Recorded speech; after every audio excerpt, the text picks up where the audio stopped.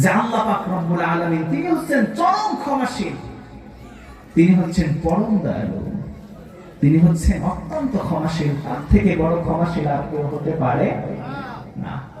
যখন আল্লাহর কাছে তওবা করা হয়, আল্লাহ পাক রব্বুল আলামিন সাথে সাথে খুশি হয়।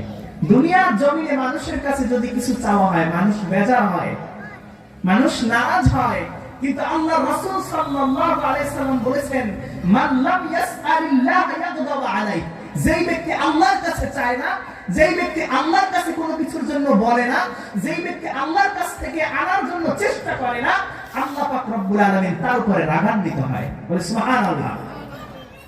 দুনিয়ার জমিনে কারো কাছে যদি চাওয়া হয়, তাহলে দুনিয়ার মানুষ অখুশি হয়, কিন্তু আল্লাহর কাছে যদি না চাওয়া হয়, তাইলে আল্লাহ অখুশি হয়।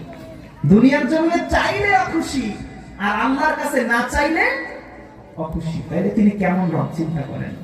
আমরা চিন্তা করি, আমরা ভাবি যে আয় হায়, জীবনে এত গুনাহ করেছি, এত পাপ করেছি, মনে হয় এই পাপে আর ক্ষমা নেই, মনে হয় এই পাপের আর কোন পরিত্রাণ নাই। এই চিন্তা করে আমরা অনেকেই আর সওয়াবের কাজ, নামাজ, রোজা, হজ, যাকাত, পর্দা, কুশিলা এগুলো করতে চাই না।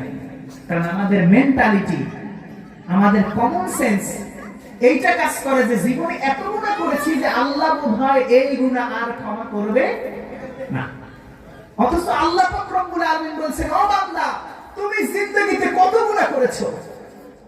তোমার গুনাহ কি সাগরের পানি পরিমাণ হয়ে গেছে? তোমার গুনাহ কি পাহাড় সমতুল্য হয়ে গেছে? তাহলে তুমি আসো, আমি রবের ক্ষমা আসমান সমতুল্য। সুবহানাল্লাহ। তাহলে আল্লাহর কাছে যদি ক্ষমা চাওয়া হয়, তাহলে আল্লাহ পাক রব্বুল আলামিন অবশ্যই ক্ষমা